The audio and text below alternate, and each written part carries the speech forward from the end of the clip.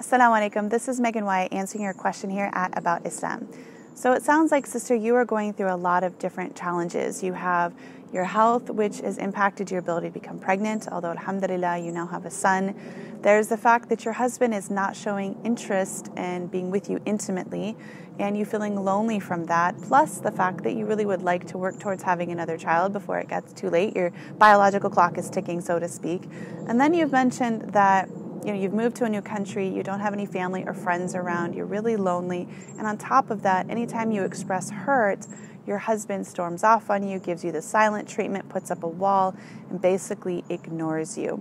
So we have a number of different pieces that we're working on here.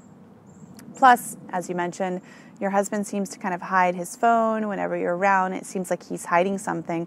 And then comes out the news that he found out his ex-wife, who he has a child with, is also pregnant.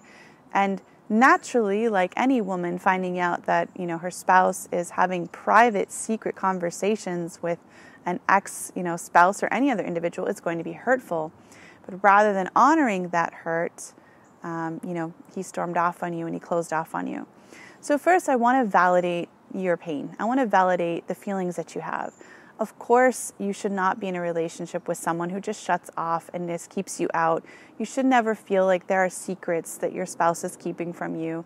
And there's a very strong feeling that that is the case, and you're not able to get neither confirmation, or a response that makes you feel that there is trust for your spouse. You have every right to your feelings. You have every right to the disappointment that you're experiencing, the hurt that you're experiencing, and the loneliness that you're experiencing, based on the fact that he's not taking care of you intimately, nor is he letting you in emotionally, and the fact that weeks can go on in a period of time where he doesn't even speak to you. And you mentioned he just calls you, calls your son and talks to him and completely ignores you. This is not the sign of a healthy relationship, and this is not obviously healthy communication. So the question is, what can you do?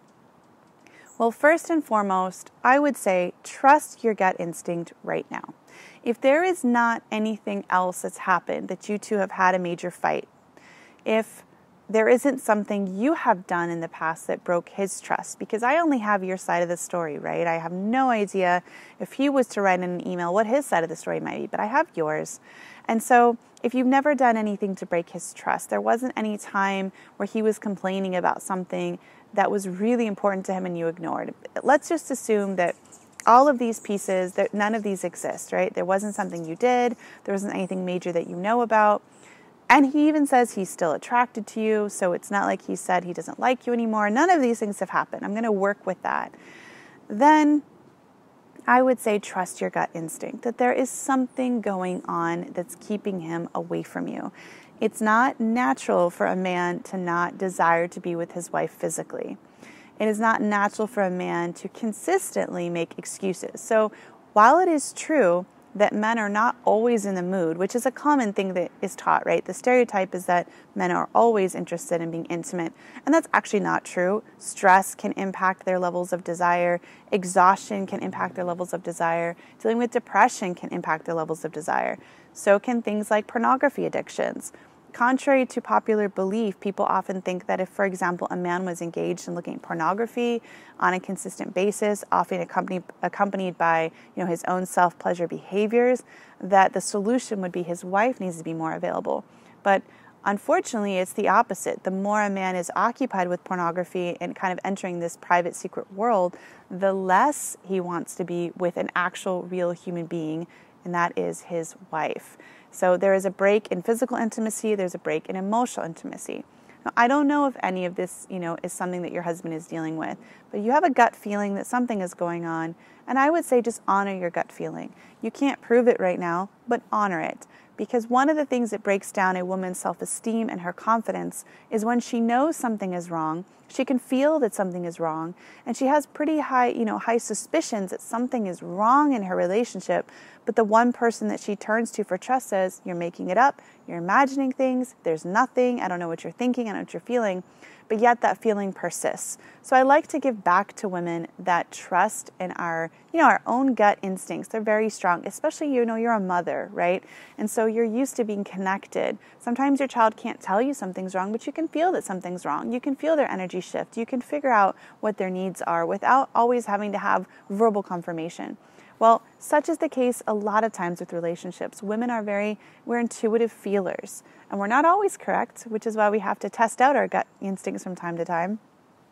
But in a lot of situations, especially with a couple that's been married for a while, if you feel something's off, it's because it's off, and trust yourself. Trust yourself even if you're not going to get confirmation from him, because that's how you're going to hold on to you right now through the loneliness, through the frustration that you are feeling, is to say, but I know something is wrong, and I know there's a reason why he's not, intimate with me, and I know there's a reason why he's shutting me off and ignoring me for weeks on end, and you know what? That reason is not me. You are not the issue. It's not your fault. He's responsible for how he shows up in your relationship. He's responsible for where he directs both his sexual energy and his emotional attention. That is his responsibility. So now the question is, what can you do? Well, obviously, confronting him, caused him to shut down and walk off. When a man is confronted with something and he is doing something wrong, or a woman, it's both, right? So say an individual. If you confront an individual who is hiding something and you're pretty close to, getting them to a place where they could be found out, one of the things they do is shut down because there is shame and there is embarrassment. But rather than dealing with the shame and embarrassment and the secrets, sometimes it comes out as anger and controlling mean words or actions as a way to get around being found out. So you have a couple of options. One is you could involve a trusted counselor or older family member from both of your sides to figure out what is going on, because you have a right to your intimate needs, you have a right to emotional needs, and to feel safe and secure in your relationship. Second, you could try another form of communication. You could write to him instead of speaking to him. Sometimes when you're trying to talk to someone, the individual feels a little bit overwhelmed by the conversation or the topic. And so for some individuals that I've worked with, writing has been a successful option because it kind of gives a space between, the two people with the level of emotional intensity of the topic. So you could write him an email. You could, give him a chance at a heart-to-heart. We're not okay. You're shutting me off. You're spending time not talking to me. I really miss you. I miss us being emotionally close. I miss us being physically close. And I know that there's something bigger going on than just work or exhaustion. And I am hurt by you talking to your ex-wife privately and keeping secrets from me. And these are things I'd like us to heal together. I want us to both have a fantastic relationship, a passionate relationship, one where we're close to each other. By reinstating the goals that you want to work towards, you're giving him an invitation to think, yeah, do I want this or not? Now, you have to understand that there are actions you can take, and then there's the other person needing to respond. You can't control his response. You can't control his action. What's within your control is deciding to involve someone else from the outside to help figure out what is going on between the two of you, to write that heart-to-heart email to him and express the end goal, right? The end goal isn't just to talk about what you don't like. The end goal is to invite him to what you could both be living, what you could both be experiencing with each other.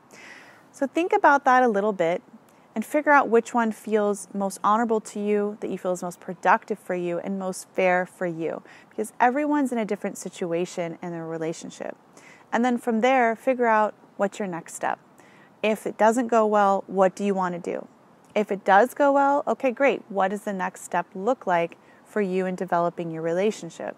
You get to decide what your next step is. This is your life. And so I want to empower you to think about what kind of a life you want to be living and what kind of relationship you want to be living as well. So please write back to us if you have any other questions. Reach out to me as well. And I pray that Allah subhanahu wa ta'ala allows this just to be a little first step in the direction of guiding you and aiding you in the situation you're in. Thank you. Assalamu alaikum.